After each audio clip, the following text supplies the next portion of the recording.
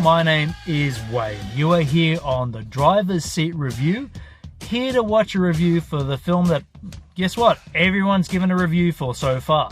Now, I've delayed holding off my review for a few reasons. One, I'm going to spoil the shit out of this film, so if you haven't seen it, don't watch this review. And basically, every cat and their goddamn dog has given their thoughts on this film. I do not know a time in my life where Batman was not a part of it. You know, as a kid, I used to dress up as Batman. Jack Nicholson's the Joker. I have a full UD Replicas bat suit. Not to mention a tattoo on the back of my goddamn neck of the bat symbol. So to say I'm a slight fan of this franchise, well, that's an understatement. So with all that said, what can I say that hasn't been said about this film already? Did I like it? Did I not like it? It's getting some mixed reviews. That I can understand. As for my own opinion,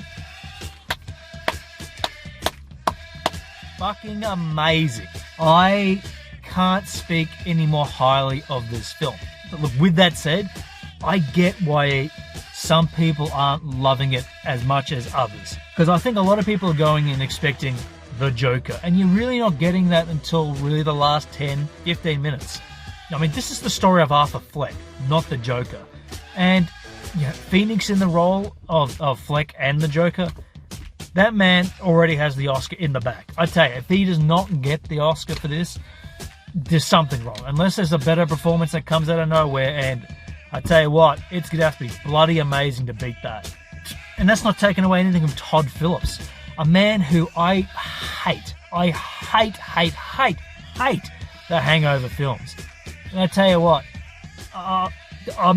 he's forgiven. He is forgiven. The absolute tone and look of this film is breathtaking. Fucking breathtaking. And look, to people to say what is wrong with the film, it's so hard for me to even pick a fault. It sounds like I'm kissing this film's ass, and you know, I probably am. But let's backtrack a bit to when the film was announced. I hated the idea. It is absolutely stupid to make an origin film about a character that I don't like knowing their origin. But what Phillips does here is spectacular. Yeah, the fact that we are still unaware, is Thomas Wayne truly Arthur's father? You know, was his mum telling the truth and Thomas Wayne's covered it all up? Or was she absolutely insane and he is adopted? Answers to the question, his name is not truly Arthur Fleck. And it's great having all these ideas of who he could be. Even the end of the film, is the whole film a big joke? And that's what he says at the end to the nurse, saying, you just wouldn't get it. There are just so many goddamn layers to this film that work just perfectly. The music, oh, don't even get me started on the music. Talk about atmospheric engulfed. That music just sets the mood, and it literally is like a drill, slowly drilling its way into your head. It gives you a headache, but it suits the tone of this film so goddamn well. And what's great with Phoenix's performance is he's not copying Heath Ledger, you know, who is considered the peak of all Jokers.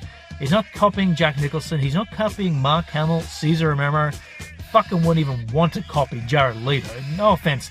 I love Leto as an actor, but that is easily the worst Joker by fucking far.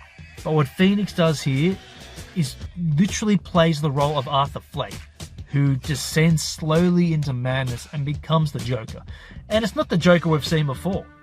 And that's what works for this film. And look, I've heard a lot of criticism because at the end of the film, once again, we see the death of, yes, Thomas Wayne and Martha Wayne. And look, yeah, we are sick of seeing that, but a film like this that is so dark, that literally takes away all hope. The city is in ruins. People are just going mad. They're tearing the whole goddamn Gotham apart. Throughout all this, the most darkest time of the city, we see the death of Thomas and Martha Wayne. And from that darkness, of course, comes the fucking night. Seeing Bruce Wayne covered in blood standing there while the Joker is narrating and pretty much on a high, living the glory days of being a madman, it sets the tone of what is to come. And we may never... And the thing is, likelihood, we're never going to see that film unless Robert Pattinson's Batman is gonna be that young boy, which I fucking hope to God.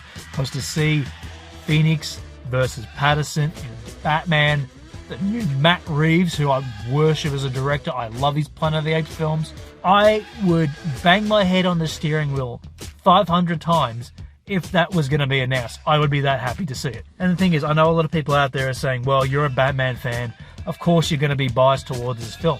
But like I stated, I hated the idea of a Joker film.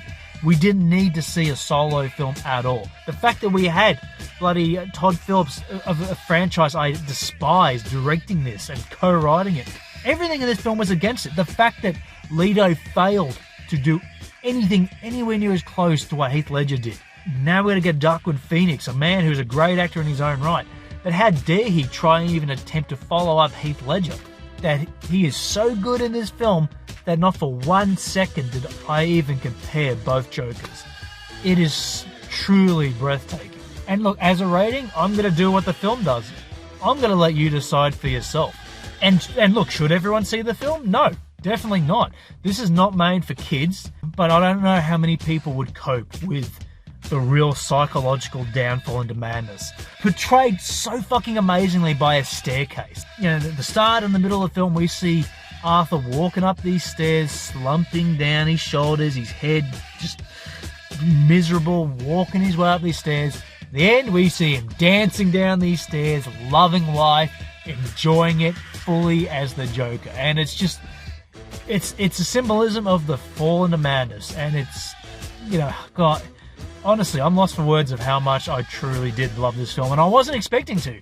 Even with all the rave reviews, I was thinking, you know what, maybe it's just typical critic bullshit, you know, ass-kissing and pandering.